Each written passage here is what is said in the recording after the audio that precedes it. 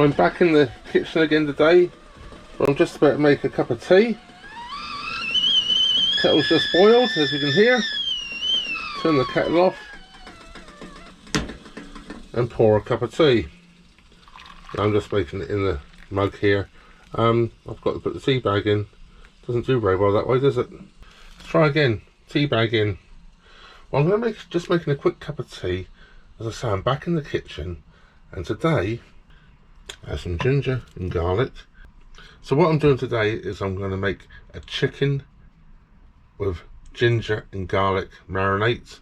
We're going to marinate it today and cook it tomorrow. Of course, it'll all be in one video. So let's get on with it, shall we? First of all, of course, let's finish making my cup of tea. I'll drink my tea black, no sugar. Rid of the tea bag in the bin. Right, now let's get on with the cooking. Let's move my tea out the way and I'll show you what I'm doing. So here goes then. I've got some chicken thighs I purchased, just the cheap ones from Tesco's. I can't afford the organic, expensive, nice ones. Some garlic and the ginger, as I say. Quite a large piece of ginger, as you might see there. And I'm going to use 4 cloves of garlic to go with that, depending on the size of the cloves. Yeah, I think those 4 will do nicely. So I'm just going to peel my ginger.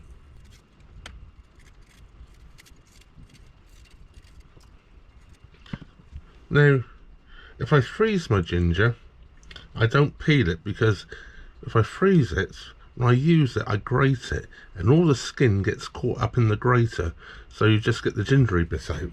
But otherwise I always peel it, because they do treat it with some sort of chemical to stop these riselings from growing. That's a riseling there, that's where it will shoot out, and to stop them growing they actually treat it with some sort of chemical. So yeah, I peel it. So the garlic, take the end off. I haven't got a big enough knife really here for crushing it, just about to do that. I've got my filleting knife out, simply because I'm going to take the bones out of the chicken. I need my chopping knife as well. I need my bigger knife. One moment. One bigger knife, much easier.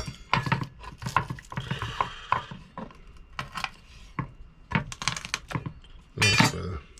I'm going to need the bigger knife to chop the garlic and all up with anyway. Alright, there's my garlic and ginger. Let's chop it all up.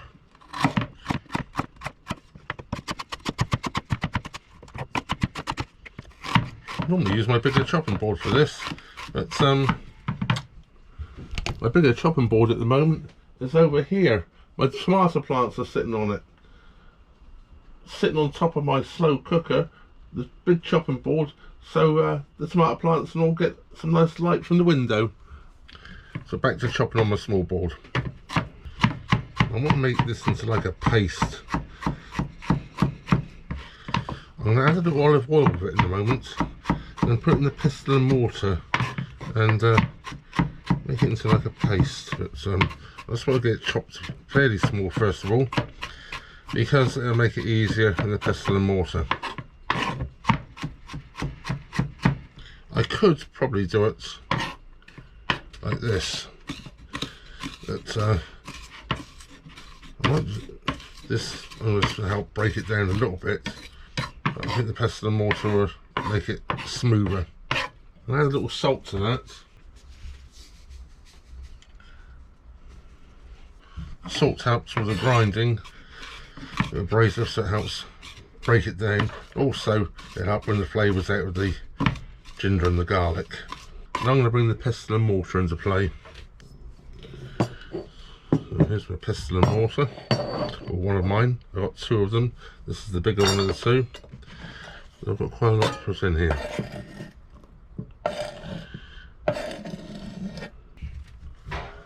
Add some olive oil to that. Probably a little bit more. Add probably a little bit more later as well. And then get to work. I've added the olive oil, but not It'll obviously make it a smoother paste as I grind it down. It helps make the paste. But what I'll also do is when I coat the chicken, olive oil will help when you're cooking the chicken to brown it. I'm going to take the bones out of those chicken thighs because they're easier, makes them easier and quicker to cook, and the garlic paste will get, or the garlic and ginger paste will get into the chicken better. I'm going to leave the skin on, as I actually like the skin left on my chicken. I think it's all flavour when you're cooking it.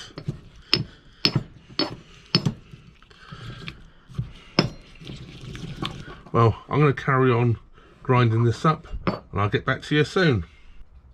And by the magic of TV, here it is all done. This is some 20 minutes later it took me to grind that down, but as you can see, I've got quite a reasonable paste there now, and that's going to certainly do for what I want. So let's put it into a bowl and prep the chicken. Of course, if you happen to have like a mini food processor or food processor, or probably even a liquidizer, you've done all that prep work in there, and it would take them just a few seconds rather than the pestle and mortar that I used. So I'm just going to put my garlic paste, or garlic and ginger paste, into this bowl now.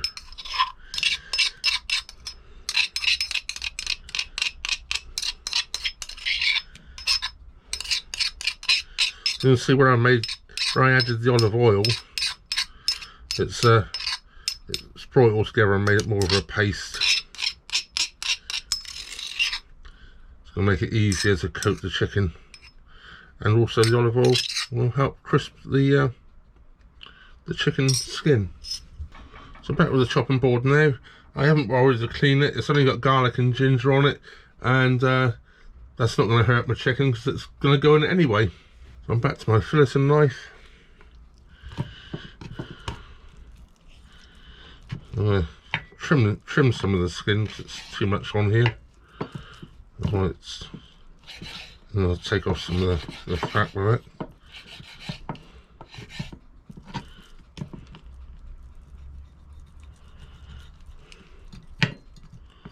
And the thighs, just run the filleting knife around the bone.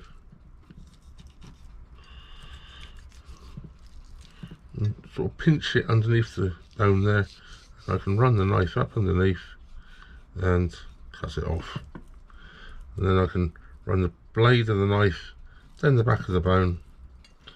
I'm doing this quite slowly here so you can see it on camera. Remove it down, and then you'll have the cartilage there, and I'm just going to cut around the edge of the cartilage bit. And I'll throw the bones later into a pot and make some stock. So you don't need to watch me cutting all these up. I'm just going to trim that a little bit more there. No, it's not. It's meat, not fat. So I'll carry on filleting these, and we'll carry on with that in a moment. So I'll come back to you shortly. Well, this is my last thigh here. They're all done now. So it's the last one going into the bowl. Move the chopping board out the way. Move the knife out the way. And there's the mucky bit. Mix it all in with your hands. The olive oil should help to make it stick to the chicken nicely. And we just want to mix this all in. Make sure it's all coated. It smells absolutely wonderful. The ginger and the garlic coming off of there is absolutely incredible. So, wipe it off my hands. I don't want to waste any of it. So it all goes back into the pot there. I just went into the back cabin wash basin there just to clean my hands off quickly because the sink's all messy. So there it is. I'm now going to put that in the refrigerator overnight, and we'll be cooking it for lunch tomorrow. So let's get that all wrapped up and ready to go in the refrigerator. First of all, I'm going to just take a paper towel and clean off the rim where I've got my mucky hands in there. It's just taking off a bit of the, and make sure it's nice and clean and dry.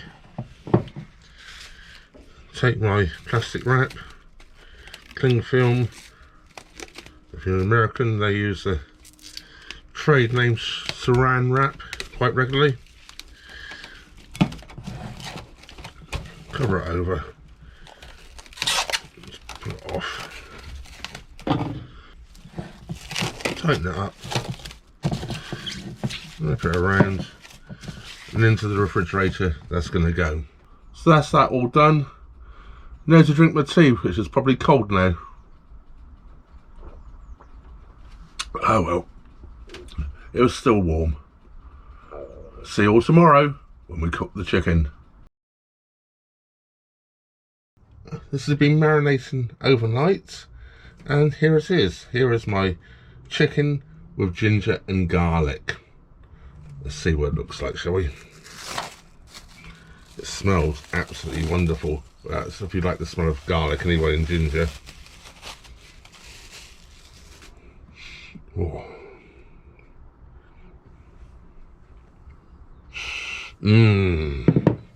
Well, I'm going to do actually, because there's 6 pieces of chicken in there. Of course, I'm not going to eat 6 pieces of chicken. I'm only actually going to cook 2 pieces for me, and the other 4 pieces I'm going to put in baggies and put in the freezer. But let's prepare those 2 pieces. So on a cookie sheet, it's my American friend's termination for it, I believe. Some foil, shiny side in. Do it say it doesn't matter, it does. The shiny side reflects the heat back in. So once the heat comes through the duller side, it should retain the heat more inside the foil. So anyone that tells you it doesn't make a difference, they're wrong. Scientifically wrong. But of course, if you follow the science in this country, you'll get it wrong anyway. Or around the world these days, the so-called science. So here we go, look. All skin on, of course, I want the skin on it. And I'm going to put it skin side down on here.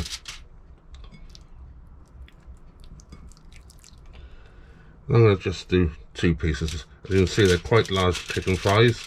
They look absolutely delicious, don't they? So there we have them. I'm just going to wrap those up. Like so.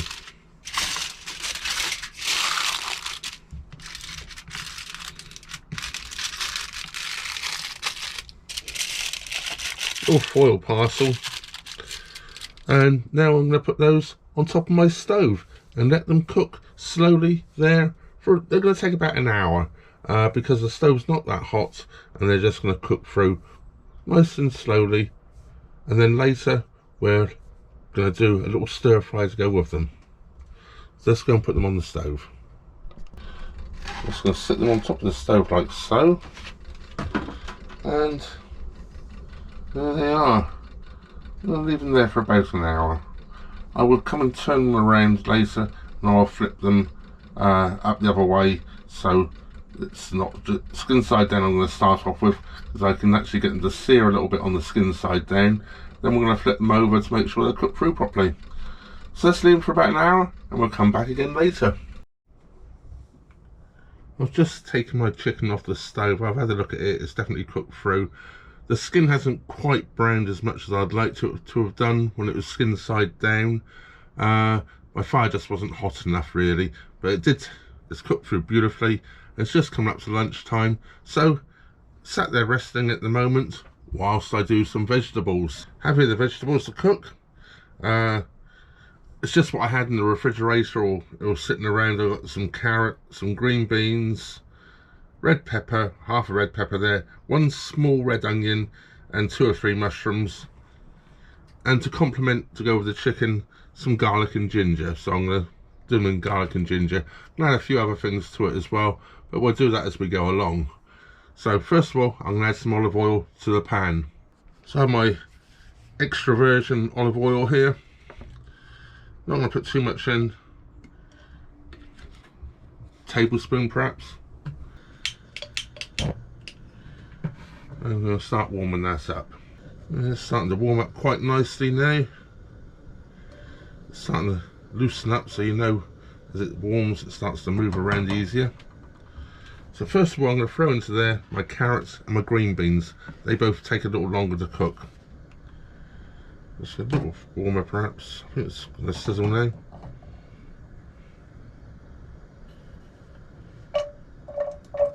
Perhaps I could have left it a little bit longer. There we go, starting to sizzle. And my green beans can go in.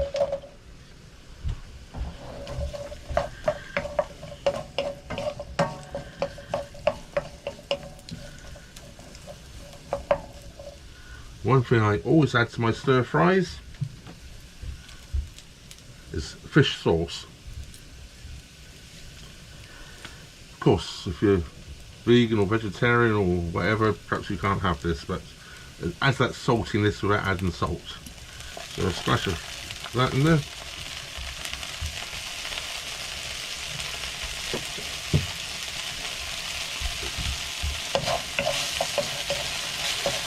You just want to warm these carrots and green beans through so they're starting the cooking process before we add the other things. Next I'm going to add my garlic and ginger. Get that stir fried in a little bit, just so it starts to soften that up. And then my onion.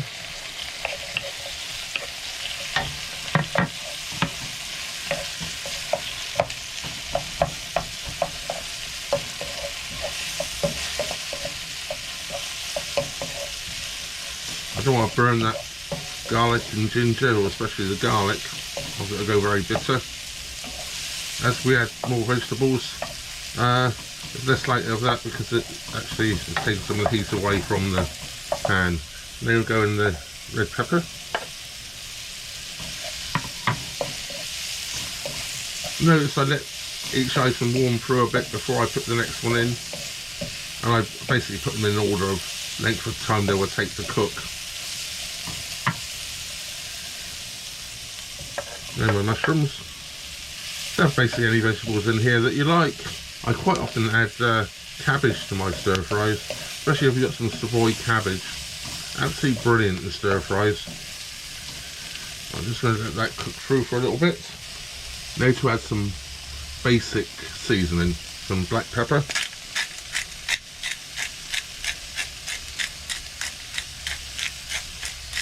I like black pepper.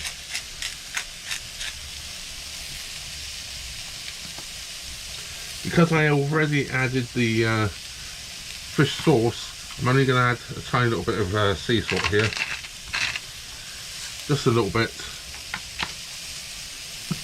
And also I'm going to put some soy sauce in, which is also salty, so that's a soy sauce. That's a soy sauce there.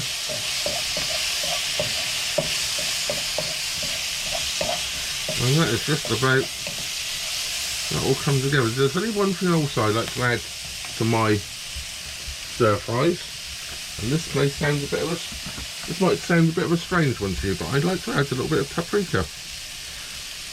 I'm just going to put that in, like so. I just think it adds a different dimension of flavour and rather delicious. Right, that's that done. Now to plate up. On the plate here,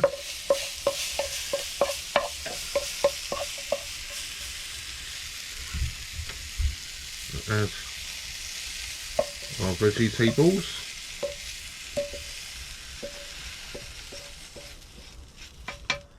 And our chicken.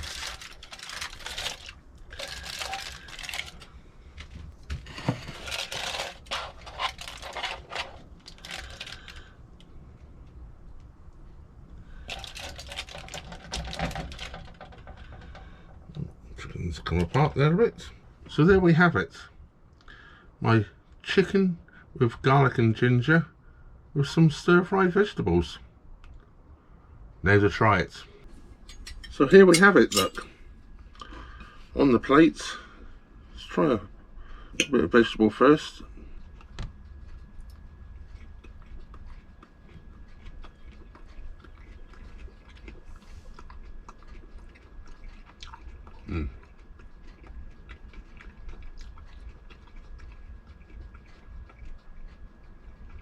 Vegetables are still nice and crisp. Great flavour. They're perfect for me. Let's try a piece of this chicken. I will eat the skin and all, even though it hasn't crisped up. There's going to be a lot of flavour in there.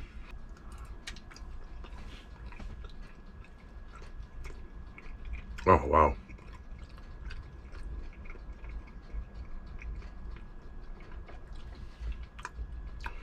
Just melts in your mouth, and you get the garlic up front, and then you get this hit of ginger on the back. That is absolutely delicious, I can assure you. It's not the first time I've made this.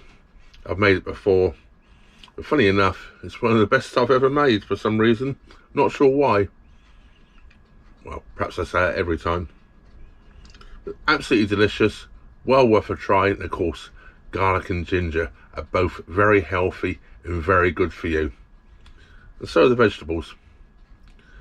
So until next time, when you see me back in the galley doing a little bit of cooking, not sure how often the cooking videos are going to come out, but I brought them back by request. You requested them, so I brought them back out. A big thank you goes out to everybody out there, especially all the people that donate to the channel. It goes towards me doing more cooking videos, beer videos, and all that. Some of the things a lot of you like me doing. So anyway, until the next time, I'll just have one more thing to say. Thank you very much for watching. Trevor out.